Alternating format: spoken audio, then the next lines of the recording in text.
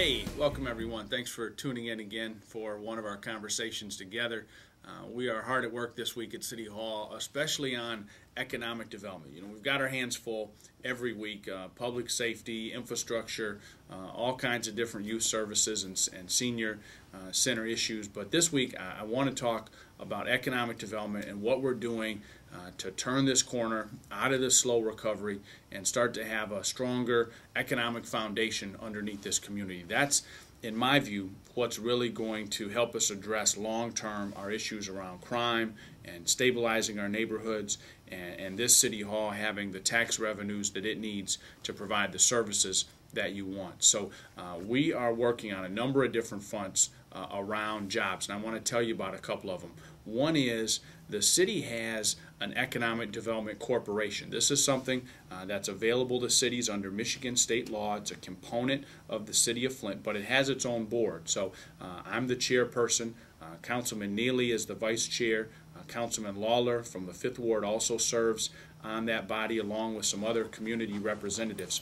We meet every second Thursday of the month at 8 a.m. to conduct our business. It happens right here in the mayor's office, a large conference room, and that meeting is open to the public. So if you're somebody who wants to know more about what the city's doing around economic development, this is one of those meetings that you can come and sit in on.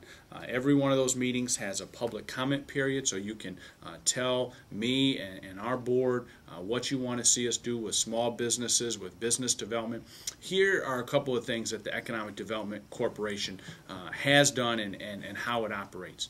We have 4 different revolving loan funds. These are funds that have been set up over the years with state money and with federal U.S. Department of Commerce money. We're able to make business loans.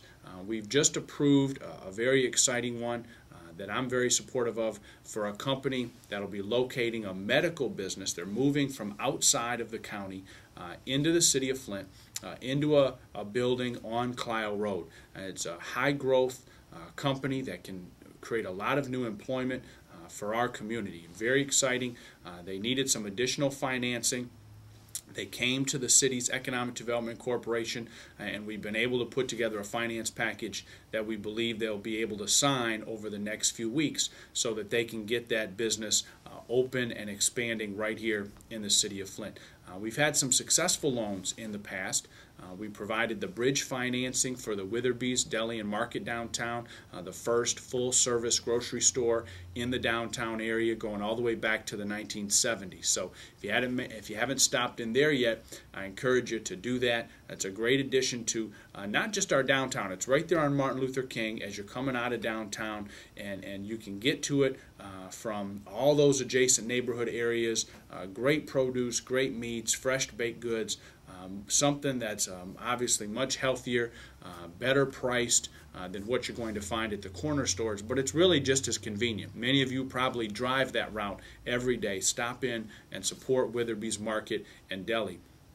We also have a project that's working its way through a bond financing project that means that this Economic Development Corporation can issue bonds for multi-million-dollar construction project. The city doesn't have any financial liability in that. It's purely the risk on the private developer. And this is the project to bring a new Department of Human Services building for the state of Michigan into our community. And there's a site, again, on Clio Road that's going to be available for that as soon as the financing gets worked out. So the Economic Development Corporation is working on that. So large and small projects from the downtown grocery store to an expanding medical company to a public building that needs to be built and needs multi-million-dollar financing. That Economic Development Corporation is there working to make this a more diverse economy and to provide those jobs and those employment opportunities that you need and that you're looking for from this community. The other thing we have is we operate the Oak Business Center, and this is the city's business incubator. A number of different small businesses are in there now. There's office-based businesses in the front part of the building, and there's also larger manufacturing bay areas as you go back in the property. So If you're looking for a place, the rent is extremely cheap. You know that we need to make some improvements to the condition of the building itself. We have $300,000 from one of the city's federal grant funds, the Community Development Block Grant, the recovery allocation that was part of the stimulus. We're going to be able to increase the efficiency of the windows and some other systems, and that'll make that more attractive as well as more cost-effective long-term. So we're looking for some more dollars, federal appropriations, other potential federal grants from the Department of Commerce to really make that a job center as you go up that North Saginaw corridor. The Hamilton Health Network is looking to put its facility right there next to the Oak Business Center. That can really be a place where we see tremendous growth and change in the next couple of years, and we're very focused on that. Now, on the west side of our community, we had an exciting project come through, not the Economic Development Corporation, but there's a separate entity that meets right afterwards called the Brownfield Redevelopment Authority. This is a program that the state of Michigan runs with state of Michigan taxes, and it's an incentive program that we need to give a local approval to. Again, this is all state dollars. It doesn't have any impact on our local revenues. And this is the proposal to build a new Michigan school for the deaf right on that campus as you get off I-69 in Hammerburg. And those buildings, if you've ever been in there, are functionally obsolete. They're not made to fit the needs of the students that are there. There's a number of students that are not only deaf but have some other disabilities that they're dealing with and need really unique learning environments. That's been a great asset to our community there. It's a beautiful campus from the outside, and the drawings of what can be built for that Michigan School for the Deaf are really pretty amazing. What they're doing is they don't have ongoing operating money for maintenance, but they do have access to money for capital improvement. So they figured out a way with a private development company where they can take those capital dollars and lease a new facility. So there's some exciting opportunities there, and the Brownfield Redevelopment Authority, we did our part today. Now that plan will go forward up to the City Council. I guess what my message here for you today is that, one, we're working hard on jobs and economic development, and we're doing it citywide. West side, south side with Diplomat Specialty Pharmacy, up the North Saginaw corridor, along Clio Road. We have some exciting projects going in every part of our city. The other message is that this work is harder than it might seem, that it takes people really working together. Even private businesses need some gap financing. They may need some incentives, and the Economic Development Corporation is here to do what it can with those federal and state dollars and programs to diversify that economy and support that private business.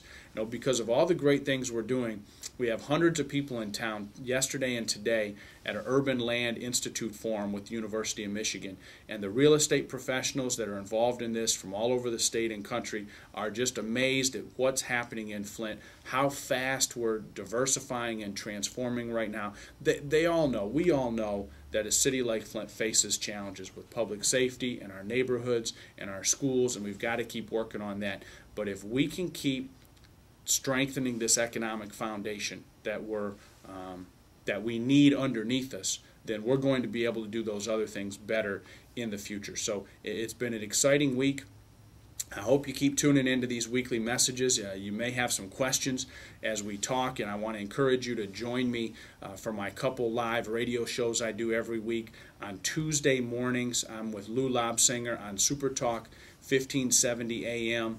We're start at 7 a.m. We go for a half hour, and then every Thursday I'm on 1420 AM with the new WFLT.